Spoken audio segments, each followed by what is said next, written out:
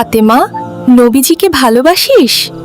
হ্যাঁ মা, আমি সাল্লাল্লাহু আলাইহি ওয়াসাল্লাম। ফাতেমা, শয়তান যেন বিরক্ত না করে, কি করবি? আউযু বিল্লাহ পড়ব আম্মু। ফাতেমা, জান্নাতে যেতে চাইলে কি করতে হবে?